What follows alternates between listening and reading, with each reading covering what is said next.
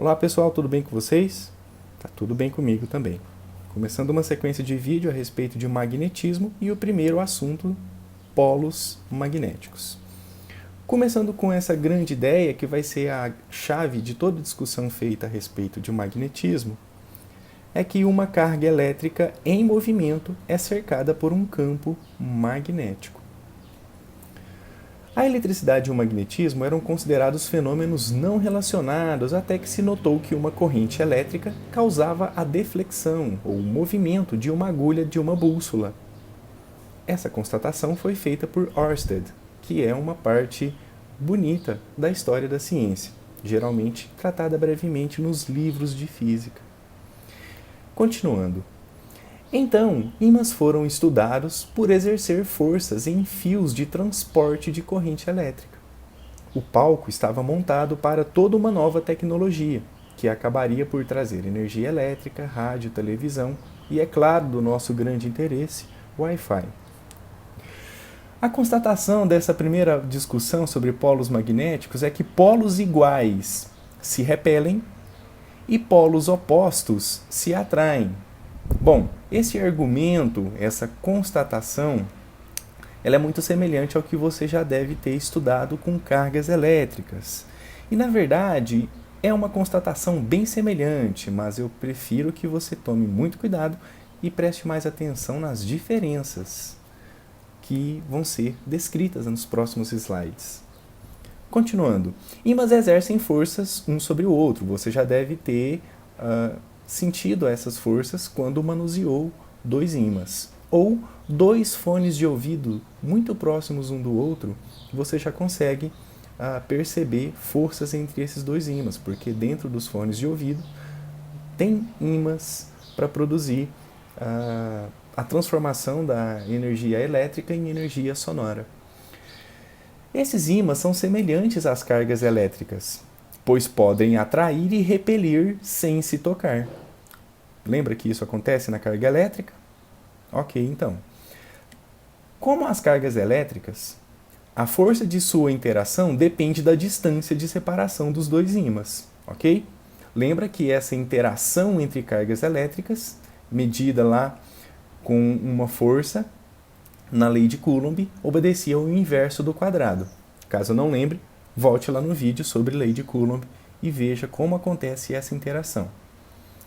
As cargas elétricas produzem forças elétricas e as regiões chamadas polos magnéticos produzem forças magnéticas. Perceba, portanto, que são forças de naturezas distintas, ok? Forças elétricas, forças magnéticas para os ímãs. Qual interação tem maior força? A atração gravitacional entre a sucata e o planeta Terra ou a atração magnética entre o ímã e a sucata. Então aqui a gente tem um monte de sucata num contexto aqui dessa imagem, ok? Você tem um grande eletroímã atraindo essa sucata, ok? Mas essa sucata também ela é atraída pelo campo gravitacional do nosso planeta. Então, qual força seria maior? A atração gravitacional ou a atração com o ímã? Evidentemente com o ímã, ok? E a gente vai explicando esse contexto da atração com força magnética ao longo dos slides. Se você suspender um ímã de barra em torno do seu centro por um pedaço de linha ou de corda, ele atuará como se fosse uma bússola. Primeiro tópico. A extremidade que aponta para o norte é chamada Polo Norte. A extremidade que aponta para o sul é chamada Polo Sul. Todos os ímãs têm um polo norte e um polo sul. Preste atenção. Todos os ímãs têm um polo norte e um polo sul. Para um ímã de barra simples, os polos estão localizados nas extremidades. Se o polo norte de um ímã é trazido perto do polo norte de outro ímã, eles se repelem. Como já foi explicado, polos de mesmo nome se repelem. O mesmo é verdade para o polo sul, perto de um outro polo sul. Ok? Polos de mesmo nome se repelem, seja ele polo norte com polo norte ou polo sul próximo de polo sul. Se polos opostos são reunidos, No entanto, a atração, ela ocorre. Vou pedir para você não reparar, mas a palavra polo, de acordo com a nova ortografia, ela já não tem mais o acento, ok? Ok, aqui a gente tem na imagem alguns ímãs em formatos diferentes, ok? Lembrando que esses polos eles estão sempre nas extremidades, ok? Seja em um ímã em forma de U ou em forma de barra. Pois bem, esse ímã aqui amarelo, ele não tem forma de barra, portanto, aonde estão os seus polos? É uma pergunta bastante interessante. Esses polos, ele vai estar identificado, na verdade, nas extremidades, nas margens externa e interna desse ímã, é onde nós vamos ter uma presença maior do campo magnético. Aqui na imagem uma constatação bastante interessante, ok? Que quero comentar com vocês e que já comentei também em outros vídeos. Está pedindo para se ter cuidado com cientistas que vendem aparelhos magnéticos prometendo a cura de doenças físicas.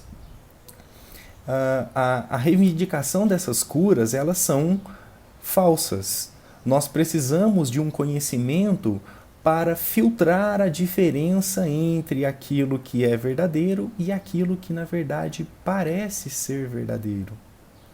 O melhor conhecimento, o melhor filtro de conhecimento já inventado é a ciência, ok? Então, cientificamente, não há evidências de que objetos que usam magnetismo, como colchão magnético, palmilha magnética, travesseiro magnético, eles de fato promovem uma cura de doenças físicas. Continuando, polos magnéticos comportam-se de maneira semelhante às cargas elétricas, mas há uma diferença muito importante. Lembra-se que eu falei para você prestar atenção na diferença? Que ela é mais relevante do que a semelhança.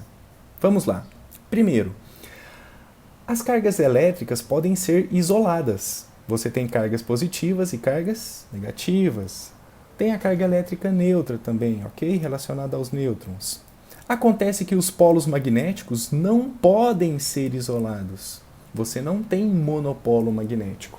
Embora você consiga facilmente encontrar artigos na internet a respeito de monopolo magnético. Como a gente está tratando aqui de uma física de nível médio, ok? Consideramos, portanto, que esses polos magnéticos eles não são separáveis ou não podem ser encontrados isolados. Segundo, um polo magnético norte nunca existe sem a presença de um polo sul e vice-versa, ok? E terceiro, os polos norte e sul de um ímã são como a cara e a coroa da mesma moeda. Uma moeda legítima, ela sempre tem uma cara em conjunto com uma coroa. Continuando, se você quebrar uma barra magnética ao meio ou um pedaço de ímã, ok? Cada metade ainda se comportará como um ímã completo. Quebre as peças ao meio novamente e você terá 4 ímãs completos. Mesmo quando a sua peça tem um átomo de espessura, existem 2 polos. Isso sugere que os próprios átomos são ímãs. Então, está aqui uma imagem representando um ímã em forma de barra, você quebra ele ao meio e você obtém agora 2 ímãs completos.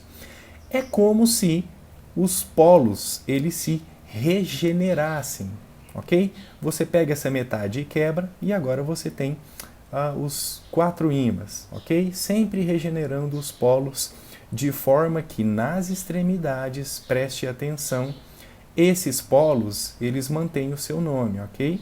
Então perceba aqui na margem esquerda, essa extremidade ela é sempre norte, ok? Essa extremidade ela é sempre sul. Então aonde você quebra o ímã é que esses polos se regeneram de forma que o polo que surge nessa extremidade sempre tem o nome oposto dessa extremidade, que não mudou de nome, é sempre norte, ok? Então, vamos lá. Uma questão para se pensar. Todo ímã tem necessariamente um polo norte e um polo sul? A resposta, então, é sim. Assim como toda moeda tem dois lados, uma cara e uma coroa. Alguns ímãs têm um truque. Eles podem ter mais de dois polos. Esses ímãs são os ímãs de geladeira, ok? Como eles são feitos em forma de fita, os polos eles podem se espalhar continuamente ao longo da fita, dando a entender que um pedaço de fita poderia ter mais de dois polos. Mas não é o que acontece de fato. Para finalizar a discussão até aqui, como os polos magnéticos afetam um ao outro? É através de uma força magnética, ok? Deixa a sua resposta completa aí no vídeo. A gente se encontra na próxima discussão sobre magnetismo. Obrigado por sua atenção e paciência até aqui.